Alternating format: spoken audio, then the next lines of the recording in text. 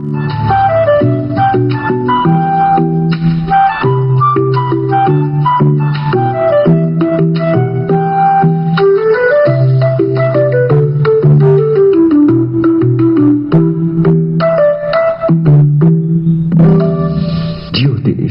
विज्ञान। नमस्कार दोस्तों, मैं हूं डॉक्टर पंकज नागर, आपके साथ आपके लिए हाजिर हूं। ज्योतिष एक विज्ञान शो के माध्यम से मैं आज आपसे एक सटीक प्रश्न पूछना चाहता हूं। आर यू हैप्पी और मैरिड? क्या आप सुखी हैं या शादीशुदा? आप हंस पड़ेंगे। दोस्तों, शादी एक शब्द ही ऐसा है जहां पे लोग अपने अंदर एक ऐसी मायूसी महसूस करते हैं और बोलते हैं, यार डॉक्टर पंकज नागर, इसका कुछ उपाय तो सूचित कीजिए। तो दोस्तों, मेरे पास है उपाय, ध्यान से सुनिए। आप अपनी जन्म कुंडली को जेरोक्स करवा के उसको लेमिनेट करवा दीजिए और जन्म कुंडली के अंदर जहां पे मंगल लिखा है उसके ऊपर एक फिटकरी का छोटा टुकड़ा रख दीजिए और जहां पे शुक्र लिखा है उसके ऊपर एक कोयले का छोटा टुकड़ा रख दीजिए और कुंडली के जितने स्थान हैं उन पर चंदन से टीका कीजिए। बाद में दिया धूप करके विष्णु सहस्त्र नाम का एक पाठ और लक्ष्मी सूक्तम का एक पाठ अवश्य कीजिए। यहाँ पे विष्णु और लक्ष्मी का आशीर्वाद होगा तो आपका शादीशुदा जीवन बेटर अंग्रेजी में और बेहतर हिंदी में होगा। मेरी शुभकामनाएं। मिलते हैं। જ્યોતિષ એક વિજ્ઞાન। જ્યોતિષ અને વિજ્ઞાનનો અનેરો સંગમ એટલે જ્યોતિષ ગુરુ ડોક્ટર પંકજ નાગર। જ્યોતિષ એક વિજ્ઞાન। નમસ્કાર દર્શક મિત્રો, જ્યોતિષ એક વિજ્ઞાન કાર્યક્રમમાં મારી સાથે જ્યોતિષ ગુરુ ડોક્ટર પંકજભાઈ નાગર અને હું અશોક મોદી આપનું સ્વાગત કરીએ છીએ કાર્યક્રમ જ્યોતિષ એક વિજ્ઞાનમાં અને આપ નિહાળી રહ્યા છો અમારા જીટીપીએલ ગુજરાતીની વિશેષ રજૂઆત કાર્યક્રમ જ્યોતિષ એક વિજ્ઞાનમાં। પંકજભાઈ આપનું સ્વાગત છે। નમસ્કાર અશોકભાઈ અને નમસ્કાર મારા વાલા દર્શક મિત્રો। હર હંમેશની જેમ આજે પણ જ્યોતિષની કેટલીક વિશેષ વાતો, જ્યોતિષનો રસથાળ, 56 ભોગ, એક એવું વિજ્ઞાન તમારી સમક્ષ રજૂ કરવા જઈ રહ્યા છીએ કે જે ખરેખર અનૂઠું છે, અદ્ભુત છે, અનુપમ છે। તમને મજા આવશે, અમને તો મજા આવે જ છે। આવો અશોકભાઈની સાથે આગળ વધીએ। બિલકુલ પંકજભાઈ, ખૂબ જ સુંદર ચર્ચા ચાલી રહી છે છેલ્લા 4-5 એપિસોડથી। દર્શક મિત્રોના જે જ્યોતિષિક જે કોમન સવાલો આપણને મળતા હોય છે એ ગ્રહો, યોગો અને અન્ય જે બાબતો છે જીવનની સાથે એમની સંકળાયેલી, એને લઈને જે ટોપિક આપણે કરીએ છીએ અને સવિસ્તાર દરેક એંગલે એમના સમાધાન મળીએ એ રીતે આપણે ચર્ચા કરીએ છીએ। ત્યારે ગત એપિસોડમાં પણ આપણે ખૂબ જ સુંદર આપણે લગ્નમાં, વિવાહમાં જે વિલંબ નડતરની વાત કરી હતી અને આજે એવા જ એક સવાલની વાત કરીશું કે જે સપ્તમ સ્થાન સાથે જોડાયેલા છે। તો એવા આપણે વાત કરીશું। દર્શક મિત્રો, લાઈફ પાર્ટનર હોય કે બિઝનેસ પાર્ટનર હોય, આપણે જે સપ્તમ સ્થાનના લઈને જે સવાલો હતા એ કોમન સવાલો આજે પણ છે પંકજભાઈ, તો એમાં વાત કરીશું।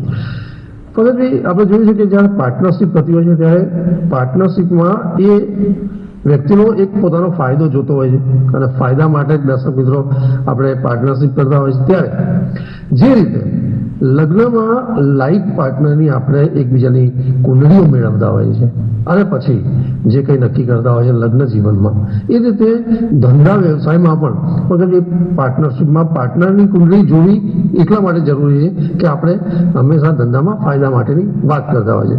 તો અહીંયા આપણે દરેક એંગલે એવા ચર્ચા કરીશું કે ધંધામાં જે અસફળતા છે તો એમાં કઈ બાબતો કારણભૂત છે, કયા ગ્રહો યોગો જવાબદાર છે અને ધંધામાં શુભત્વ મળે અને એની માટે જે બાબતો ધ્યાનમાં રાખવાની છે જ્યોતિષિક, એની ચર્ચા કરીશું અને એમાં આપણે આપણા ઘણા કોમન સવાલો આપણને હજારોની સંખ્યામાં પંકજભાઈ જ્યારે મળ્યા છે ત્યારે એમાંથી એક સવાલ લઈશું આપણે। વિસનગરથી નારાયણભાઈ પટેલ છે, એમને સવાલ કર્યો છે અને એમના સવાલ સાથે દરેકને સમાધાન મળે એ પ્રમાણે ચર્ચા કરીશું.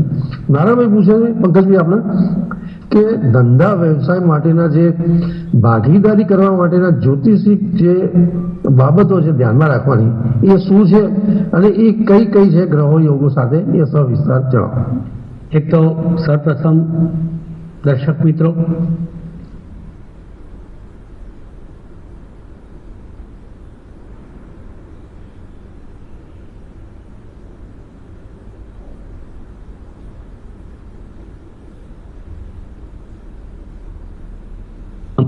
એના માલિક છો ને એમાં 7 પાર્ટનર છે, 5 પાર્ટનર છે, 10 પાર્ટનર છે.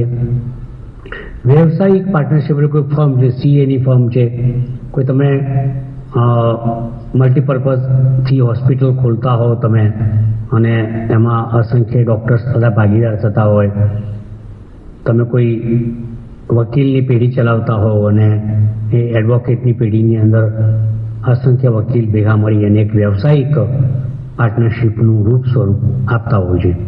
ધંધાદારી સ્વરૂપ અલગ છે અને વ્યવસાયિક સ્વરૂપ અલગ છે. જેમ કે ડૉક્ટર્સની મેં વાત કરી કે વકીલની વાત કરી કે સીએની વાત કરી, તો that is type of professional.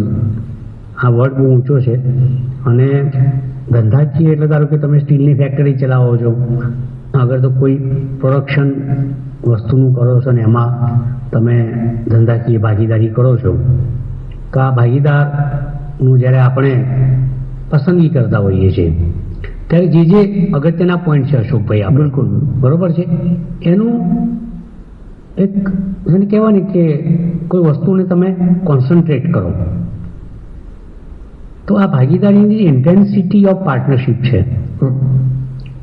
એ બહુ નીચી ન જાય, ભાગીદારો વિખવાદ ઊભો ન થાય, ભાગીદારોમાં વિસંવાદિતા ઊભી ન થાય, ઝઘડા, ક્યારેક ભાગીદારો વચ્ચેના કુસમ બને, એકબીજા ઉપર મૂકેલા અવિશ્વાસના કારણે ભાગીદારીની મેટર કોર્ટ કચેરી પોલીસ તંત્ર સુધી પહોંચતી હોય છે. આથી ભાગીદારો વચ્ચે મનદુખ થતું હોય છે, ભાગીદારી તૂટી જતી હોય છે, એના કારણે ધંધો વ્યવસાય છિન્ન ભિન્ન થઈ જાય છે. તો આવી ભાગીદારી બહુ સારી રીતે ટકે, ભાગીદારો પ્રસન્ન રહે અને ખરેખર ભાગીદારીના એક શબ્દ ઉપર એમ કે ગર્વ લેવાની ઈચ્છા થાય એવી એક વાત આજે આપણા શોની અંદર કરવા જઈ રહ્યા છીએ. પહેલાં તો અશોકભાઈ સમજીએ કે ભાગીદારી એ શું છે. એમ કે એક કરતાં વધારે વ્યક્તિઓનું સામૂહિક જોડાણ. બરાબર. એ વ્યક્તિ 2 પણ હોઈ શકે, 3 પણ હોઈ શકે, 10 પણ હોઈ શકે અને એનાથી વધારે પણ હોઈ શકે છે, જેવી તમારી કેપેસિટી અને જેવો તમારો ધંધો કે વ્યવસાય. તો આ ભાગીદારોની પસંદગી કરતી વખતે આપણે શું ધ્યાન રાખવાનું છે? તો જ્યોતિષશાસ્ત્રની અંદર એક અદ્ભુત યોગ છે જેને આપણા આર્ષ દ્રષ્ટાઓ, ઋષિમુનિઓ, ભૃગુ, પારાશર, કલ્યાણ વર્મા, મંત્રેશ્વર, કશ્યપ, નારદ એવા અસંખ્ય જ્યોતિષ શાસ્ત્રીઓ અને જ્યોતિષનું સંશોધન કરનારા આપણા વિરલ આર્ષ દ્રષ્ટાઓ એ શું કહે છે, એ શું પ્રકાશ પાડે છે, જેને આપણે ગુજરાતીમાં કહીએ કે આ આપણા બધા આર્ષ દ્રષ્ટાઓ દીવાદાંડી આપણા માટે બનતા હોય છે, એને અંગ્રેજીમાં લાઇટ હાઉસ કહેવામાં આવે છે અને હિન્દીમાં જેને પ્રકાશ સ્તંભ કહેવામાં આવે છે. 3 લેંગ્વેજની અંદર 3 શબ્દ આપ્યા છે કે જ્યોતિષશાસ્ત્ર એક દીવાદાંડી છે, તમારું લાઇટ હાઉસ છે, પ્રકાશ સ્તંભ છે. એ પ્રકાશની અંદર તમે આગળ વધો તો જ્યોતિષ પણ એક મોટો પ્રકાશ છે. જ્યોતિષ જેવી કોઈ દીવાદાંડી છે નહીં અને આ અનંત દીવાદાંડી છે. પેલી દરિયાઈ દીવાદાંડી તો ક્યારેક કારણભૂત થઈ જાય, પણ જ્યોતિષિક દીવાદાંડી અગણિત ન ગણ્યા વર્ષોથી તમારા માટે માર્ગદર્શનનું કામ કરી રહી છે. તો આપણા જે ઋષિમુનિઓ, આર્ષ દ્રષ્ટાઓએ જ્યોતિષશાસ્ત્રની અંદર એક એવો નિયમ બનાવ્યો છે કે જેને આપણે નવમ પંચમ યોગ કહીએ છીએ. તો જ્યારે ભાગીદારી આપણે કરવા જઈએ અશોકભાઈ, એ વ્યવસાયિક ભાગીદારી હોય કે ધંધાકીય ભાગીદારી હોય, it is call I mean to say business partnership or આ પ્રોફેશનલ પાર્ટનરશિપ. તો આ પાર્ટનરશિપની અંદર એક એવા વ્યક્તિને પાર્ટનર બનાવવું જોઈએ, અગર તો એક કરતાં વધુ વ્યક્તિઓને પાર્ટનર બનાવતા પહેલા આ નિયમને આપણે એને અનુસરવું જોઈએ, એને ફોલો કરવો જોઈએ. ફેસબુકમાં આપણે લોકોને ગમે તે મારી સાથે ફોલો કરતા હોઈએ છીએ, ઇન્સ્ટાગ્રામમાં કરતા હોઈએ, યુટ્યુબમાં કરતા હોઈએ છીએ, ખોટા માણસોને ફોલો કરતા હોઈએ. પરંતુ જ્યારે તમારા લાઈફની એક વાત આવે જે અતિ અગત્યની છે, એમાં તમે વ્યવસ્થિત કોઈ માણસને ફોલો કરો તો તમારું ભાગીદારી યુક્ત સાહસ સફળ બને છે. સફળતા તમારા ચરણ અને શરણમાં આવે છે. તો આપણા ઋષિ મુનિ આર્થદ્રષ્ટાઓ એક નિયમ બનાવે છે, જેને કહે નવમ પંચમ. નવ પંચમ નિયમ એટલે કેવો કે કુલ બ્રહ્માંડની અંદર 12 રાશિ છે, 12 સ્થાન છે. અંગ્રેજી ગ્રહોનું આપણે લઈએ તો 12 ગ્રહો છે, 27 નક્ષત્ર છે. તો આ 12 ગ્રહો અને અત્યારે વાત કરીએ છીએ આપણે 12 રાશિની. 12 રાશિ. તો નવ પંચમ રાશિની વાત કરીએ તો લાઈક નવ પંચમ રાશિ કઈ? તો સૌપ્રથમ વાત કરીએ તો મેષ રાશિથી શરૂઆત કરીએ આપણે કે મેષ રાશિનો એક જાતક છે અને એને ભાઈ ધંધો શરૂ કરવો છે અને પાર્ટનરની જરૂર છે, તો તમારે શું કરવું જોઈએ કે નવ પંચમ રાશિનો ઉપયોગ કરવો જોઈએ. મેષ રાશિના જાતકે સિંહ કે ધન રાશિના જાતક ઉપર પસંદગી ઉતારવી જોઈએ. 1 5 9 નવ પંચમ થઈ ગયું.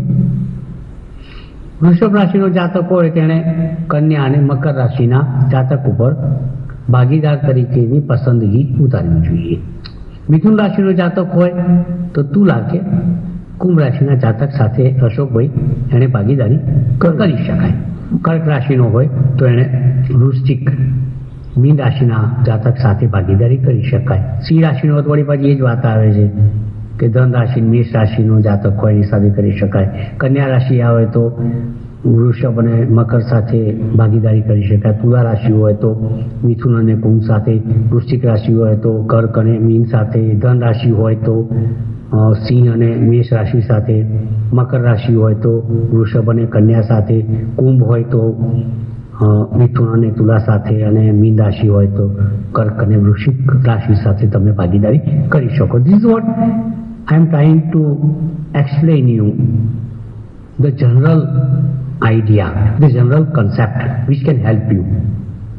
તો એસ્ટ્રોલોજીમાં આ નવ પંચમ રાશિ બધી થઈને એમાં તમે મુદ્દો 1, નિયમ 1, સરળ સંશોધન 1. હવે વાત નંબર 2 ઉપર આવીએ. પાર્ટનરશિપ કરવી છે. મેં પહેલાં કહ્યું કે કયા પાર્ટનર જોડે પાર્ટનરશિપ થાય. હવે જાણી લો કે કયા પાર્ટનર્સને તમારા ધંધામાં ન લેવાય. લાઈક સરળ વાત કરું તો પ્રથમ વાત એવી છે કે તમે ધારો કે સિંહ રાશિના જાતક છો એટલે તમારી રાશિનો માલિક થયો સૂર્ય. આ સમજવા જેવી વસ્તુ છે. હવે સૂર્યનો મહાશત્રુ કોણ? શનિ. બરાબર? તમે બોલતા રહેજો. હા, બિલકુલ બિલકુલ બરાબર. તો સૂર્યનો મહાશત્રુ શનિ. હવે સિંહ રાશિનો જાતક જો મકર રાશિ કે કુંભ રાશિના જાતક સાથે પાર્ટનરશિપ કરે તો મકર અને કુંભ રાશિનો માલિક થાય શનિ અને સિંહ રાશિનો માલિક થયો સૂર્ય. એટલે સૂર્ય શનિનો એક ટકરાવ, આંતરિક ટકરાવ, બ્રહ્માંડની શત્રુતા, એકબીજાના ગુણ અલગ અલગ છે. સૂર્યમાં તેજ છે, શનિ અંધકાર છે. સૂર્ય તંદુરસ્તી છે, શનિ નાદુરસ્તી છે. સૂર્ય એક્સપાન્શન છે, શનિ કોઈ પણ વસ્તુને શંક કરે છે, સંકોચન કરે છે એનું. સૂર્ય રાજા છે, શનિ સેવક છે. સૂર્ય એક રાશિમાં 1 મહિનો રહે, શનિ 2.5 વર્ષ રહે. સૂર્ય કેસરી છે, શનિ વાદળી છે. સૂર્ય ઘઉં છે, શનિ હળદ છે. હા, વિરોધાભાસી લક્ષણો, બંનેની કટ્ટર શત્રુતા. It's like I mean to say India and Pakistan. બિલકુલ, મે રાઈટ? તો આ એક જેને કહેવાય ને કે જ્યોતિષિક રિયાલિટી વાસ્તવિકતા. જેના આધારે તમે ચાલો તો સિંહ રાશિવાળા જાતકોએ મકર કે કુંભ રાશિના જાતકો સાથે પાર્ટનરશિપ ના કરવી, એવું વાઇઝ વર્સા કે મકર કુંભ રાશિનો જાતક અને સિંહ રાશિના જાતક સાથે પાર્ટનરશિપ કરવી નહીં. કર્ક રાશિની વાત કરીએ, તમે ડ અક્ષરધારી જાતક છો તો તમારે પણ આ જ એક્ઝામ્પલ લાગુ પડે. કેમ? કારણ કે ચંદ્ર અને શનિ, ચંદ્ર શનિ બંને વિષ યોગ પેદા કરે. બિલકુલ. ચંદ્ર મન છે, શનિ વિષ છે, મનમાં વિષ ભરાય, પાર્ટનરો વચ્ચે વૈમનસ્ય ઊભું થાય. એટલે કર્ક રાશિનો માલિક ચંદ્ર છે, મકર અને કુંભ રાશિનો માલિક શનિ ચંદ્રનો મહાશત્રુ છે. આ ધ્યાન રાખવાનું.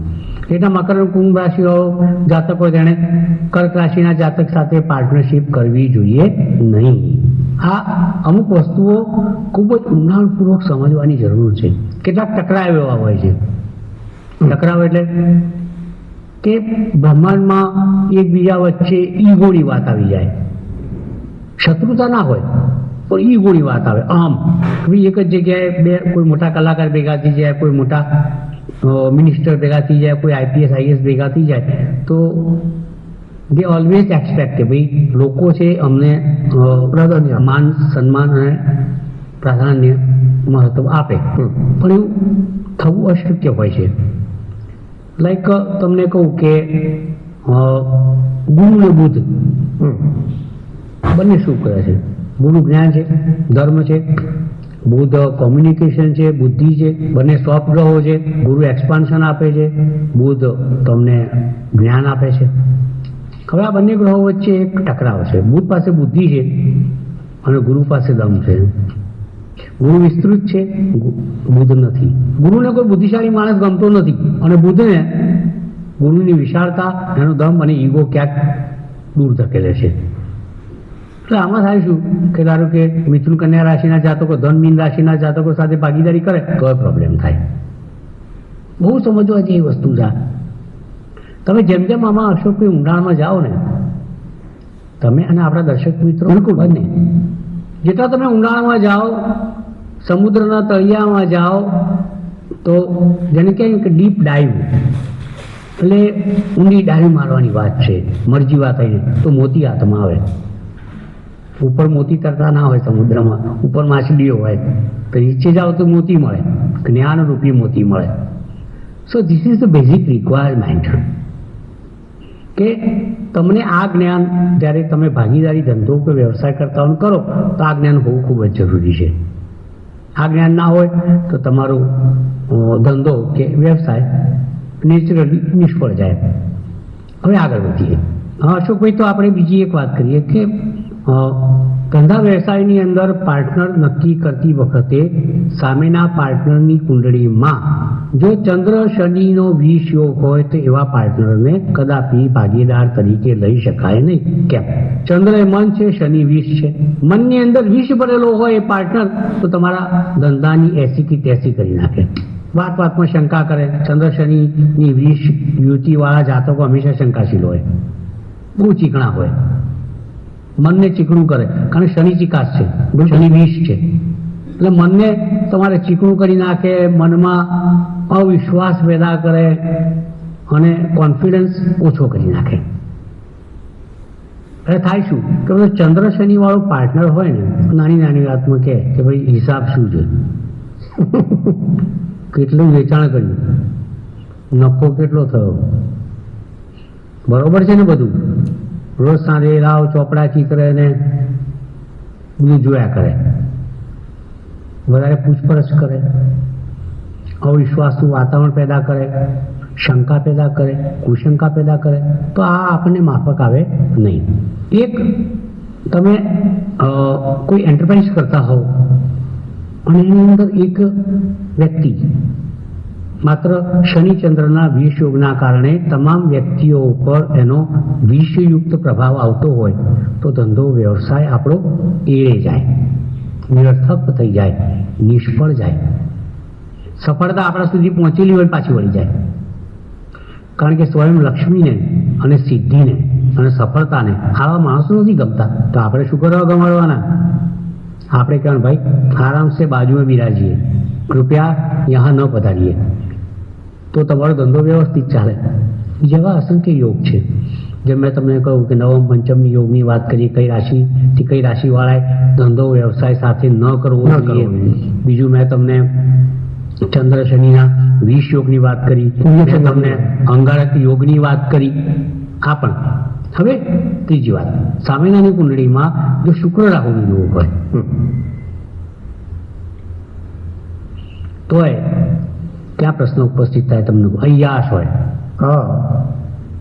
સ્ત્રીઓ પાછળ પૈસા વાપરતો હોય, ગલ્લામાંથી કાઢે ના બાજુ બહેનો પૈસા પધરાવે, બરાબર છે, તો સારી ઉપાધિ થાય.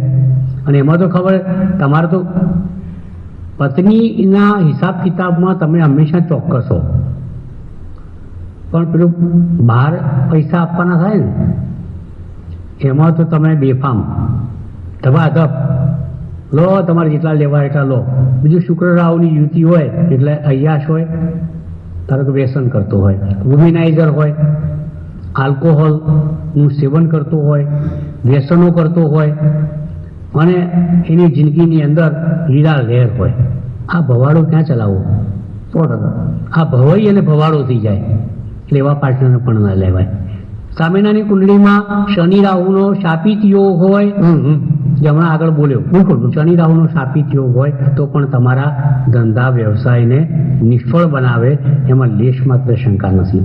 સામેનાની કુંડળીમાં શનિ મંગળનો યોગ હોય તેવાને પાર્ટનર ના લેવાય. જીદી હોય, પોતાની જીદ પકડી બે કહી દે કે પંકજભાઈ ભલે સોનાની દુકાન હોય પણ મારે તો લોખંડ વેચવું છે, તો ઉપાધિ થઈ જાય. લોખંડની દુકાન હોય કે આપણે સોના ધંધો શરૂ કરીએ તો જીદ્દી માણસો બી ના ચાલે. તો દર્શક મિત્રો, આ શોની અંદર, આ એપિસોડની અંદર ધંધો વ્યવસાય કરતા પહેલા કેવો પાર્ટનર લેવો જોઈએ, ન લેવો જોઈએ, એની એક વિશેષ ચર્ચા તમારા માટે અમે લોકોએ, મારા વાલા કેમેરામેન મિત્રો છે, ભાઈ જોશી છે, શૈલેષભાઈ છે, હિતેશ છે અને એન્કર અશોકભાઈ તો જૂના જાણીતા છે જ અમારા, તો તમારી સમક્ષ મેં આ એક વિશેષ વિગત મૂકી છે. એનો ઉપયોગ કરજો અને સફળ બનજો. પંકજભાઈ, આપનો વિશેષ આભાર કે દર્શક મિત્રોના જે આપણે કોમન સવાલોમાંથી એક સવાલ લઈ અને એમાં ખૂબ જ સવિસ્તાર માર્ગદર્શન લઈ રહ્યા ત્યારે ગત એપિસોડમાં અને આ એપિસોડમાં પણ આપણે જે 7મ સ્થાનમાં એક પાર્ટનરશિપની વાત હતી ધંધા વ્યવસાયમાં, અને એમાં એ કઈ બાબતો ધ્યાનમાં રાખવી જોઈએ, કયા ગ્રહ યોગો એ ફેવર કે ક્યારેક નુકસાન કરતા હોય છે, એ બધી બાબતો પંકજભાઈએ ખૂબ જ સુંદર ચર્ચા કરી. અને જે આપના અલગ અલગ સવાલો થતા હતા દરેક એંગલે કે ભાગીદારીમાં ક્યારે ભાગીદારી અસફળ બને છે, જ્યોતિષિક દ્રષ્ટિએ એના જે કારણો છે, ગ્રહોની ભૂમિકાઓ છે, અને એમાં પંકજભાઈએ ખૂબ જ સુંદર રીતે આપણને સમજાવવાનો પ્રયત્ન કર્યો કે કયા ગ્રહો કયા યોગો બનાવે છે અને એ ક્યારે પાર્ટનર સાથે વિવાદો થાય છે, પાર્ટનરશિપ ફેલ થાય છે અને એ અસફળ બાબતો બનતી હોય છે. એની પંકજભાઈએ ખૂબ સુંદર વાત કરી. આપણે એના ઉપાયો પણ ઉપાયો પણ ચોક્કસપણે આવતા એપિસોડની અંદર ખાસ યાદ કરાવજો મને અશોકભાઈ. બિલકુલ કે દાંપત્ય જીવનને આપણે, મેં તો કહ્યું છે કે થોડુંક એમાં નિવારણ કે નિરાકરણના ઉપાયો ઓછા છે, પણ જે ઓછા ઉપાયો છે ચોક્કસ ભાગીદારીનો પણ ઉપાયો જે છે આપીશું આપણે. ચોક્કસ. તો દર્શક મિત્રો, આપણા જે કોમન સવાલોમાં અમને ખૂબ જ આપના સવાલોના સમાધાન કરવામાં અમને ખૂબ જ આનંદ મળતો હોય છે, અને આપની જે જ્યોતિષિક જે રુચિ છે અમારા શોમાં સવાલો સાથે એક આવવાની, એ ચોક્કસપણે અમે એને આવકારીએ છીએ અને અમને ખૂબ જ પ્રસન્ન થાય છે. તો પંકજભાઈ, ખૂબ સારી બાબત છે કે દર્શક મિત્રો હવે જ્યોતિષિક આપણને સવાલો કરતા હોય છે અને એમને ખૂબ સારા આપણા તરફથી માર્ગદર્શન પણ જરૂરી મળી જતા હોય છે. નેક્સ્ટ એપિસોડમાં આ સંદર્ભના જે ઉપાયો છે એની સાથે બીજા અન્ય જે આપણા સવાલો છે કોમન, એને પણ લઈ આપણે પંકજભાઈ સાથે માર્ગદર્શન મેળવીશું. ત્યાં સુધી રજા આપશો. નમસ્કાર, આભાર. ज्योतिष एक विज्ञान, ज्योतिष एक विज्ञान. नमस्कार दोस्तों, मैं हूं डॉक्टर पंकज नागर, आपके साथ आपके लिए हाजिर हूं. ज्योतिष एक विज्ञान शो के माध्यम से मैं आज आपसे एक सटीक प्रश्न पूछना चाहता हूं. आर यू हैप्पी और मैरिड? क्या आप सुखी है या शादीशुदा? आप हंस पड़ेंगे। दोस्तों, शादी एक शब्द ही ऐसा है जहां पे लोग अपने अंदर एक ऐसी मायूसी महसूस करते हैं और बोलते हैं, यार डॉक्टर पंकज नागर, इसका कुछ उपाय तो सूचित कीजिए। तो दोस्तों, मेरे पास है उपाय, ध्यान से सुनिए।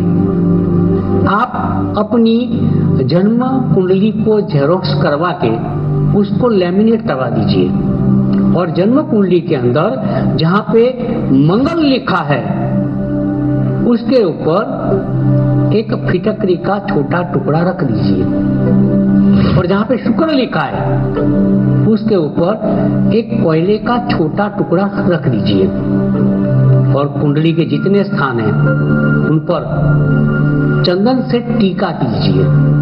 बाद में दिया धूप करके विष्णु सहस्त्र नाम का एक पाठ और लक्ष्मी सूक्तम का एक पाठ अवश्य कीजिए। जहाँ पे विष्णु और लक्ष्मी का आशीर्वाद होगा तो आपका शादीशुदा जीवन बेटर अंग्रेजी में और बेहतर हिंदी में होगा। मेरी शुभकामनाएं। मिलते हैं। ज्योतिष एक विज्ञान।